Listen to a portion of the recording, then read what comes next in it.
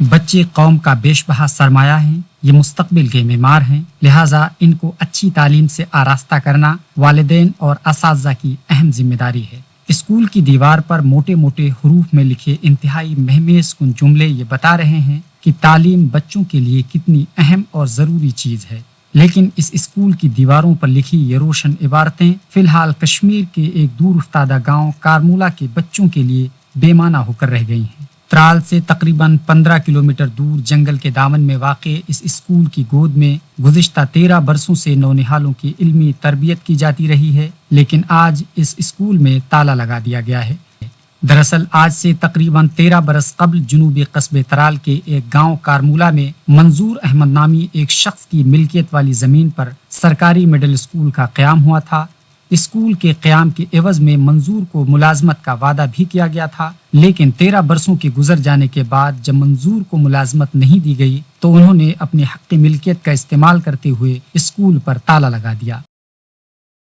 سر میرا مسئلہ یہ ہے، میں نے ایجوکیشن کو 2005 میں یہ زمین 2 کنال ڈونیٹ کی ہے، لیکن اس معاہدے پہ کیا ہے کہ انہوں نے کہا کہ ہم بلڈنگ کمپلیٹ کریں گے کہ آپ کا 2 ملازم یہاں دے دوں گا، لیکن 2018 تک میرا مسئلہ حل نہیں ہوا۔ میں نے سر کورٹ بھی اٹینڈ کیا، ادھر میرے حق میں فیصلہ ہوا، اس فیصلے کو بھی آج 6 مہینے ہوئے ہیں اور کوئی ریسپانڈ نہیں ہوا ان 6 مہینے میں، اور میں آج مجبور ہو گیا، میں یہ زمین اپنا ہے، میں اپنے حق ڈھونڈتا ہوں، اس لیے میں نے آج 13 یہاں لگایا۔ وہیں جب ای ٹی وی بھارت کی ٹیم نے بچوں سے ان کا درد جاننے کی کوشش کی تو بچوں کا کہنا تھا کہ ان کی تعلیم کے ساتھ کھلواڑ کیا جا رہا ہے۔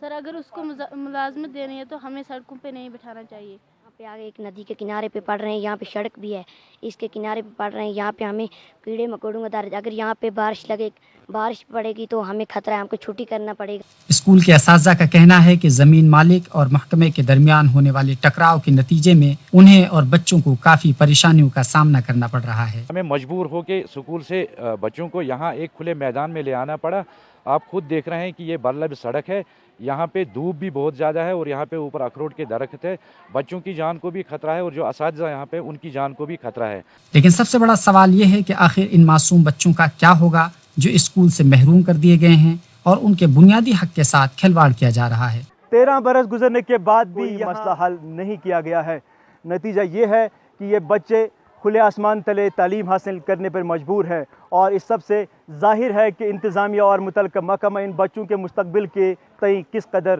سنجیدہ ہے۔ یہاں کارمولہ ترال سے ای ٹی وی بھارت کے لیے میں شوکت ڈار۔